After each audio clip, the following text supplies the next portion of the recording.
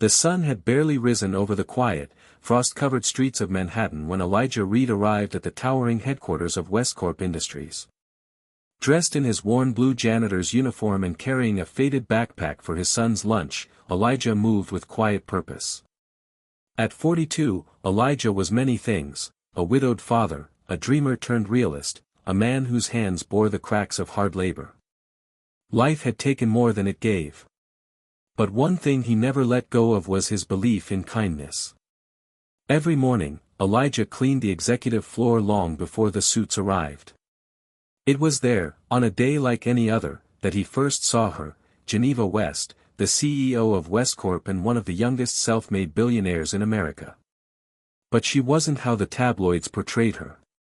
She wasn't towering in heels behind a boardroom table or glowing at a charity gala. She was slouched in a wheelchair by the panoramic windows, her eyes blankly fixed on the skyline. Rumors whispered she'd had a skiing accident that left her paralyzed 6 months ago.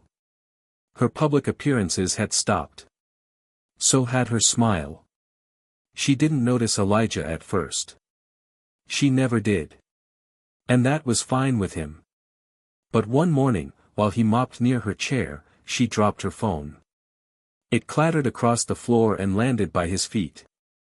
Without thinking, Elijah picked it up and gently placed it in her lap. "Thanks," she muttered, barely lifting her eyes. He smiled. "You're welcome." She noticed his voice, warm, sincere, like someone who wasn't afraid of her silence. For some reason, that made her speak again. "You know," Geneva said slowly, "I used to run 10 miles every morning. Now I can't even feel my toes." Elijah paused, mop still in hand. "My boy was told he wouldn't walk again either. Doctors gave up on him. But he's playing soccer now." Her brows lifted. "Really?" "Yeah," he said. "Hope isn't medicine, but it's a start." From that day on, their mornings changed. Conversations bloomed over the hum of vacuum cleaners and polished marble floors. Elijah, the janitor with calloused hands and a heart too big for his salary, began to show Geneva something no doctor had: possibility. He introduced her to unconventional therapies he used for his son: hydrotherapy, resistance bands, music-based movement. "I'm not your charity case, janitor," Geneva snapped one morning, frustrated with the world, and herself. "You're not a case at all," Elijah replied. "You're a person. A hurting one. But not a broken one." She laughed bitterly. "You think you can help me walk again?" "I believe you will," he said simply. She didn't laugh that time. But she cried. 3 months later, Geneva entered the rehabilitation pool Elijah had arranged at a modest community center in the Bronx. No press. No doctors. Just a single dad holding her arms with the same care he held his son's years before. The first time her leg twitched under the water, she gasped. The second time, she wept. Elijah was there for every inch she gained, cheering her through trembles, catching her when her knees gave out.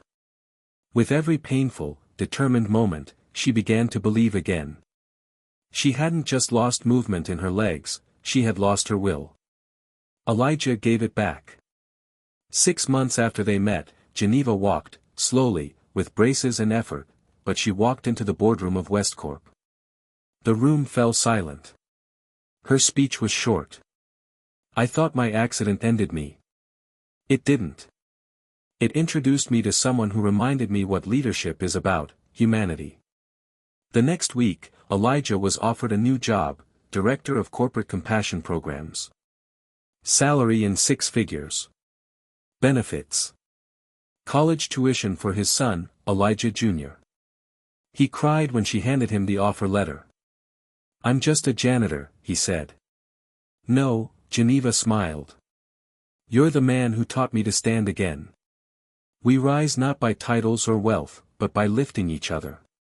In a world that often rewards power, it's kindness that truly transforms lives.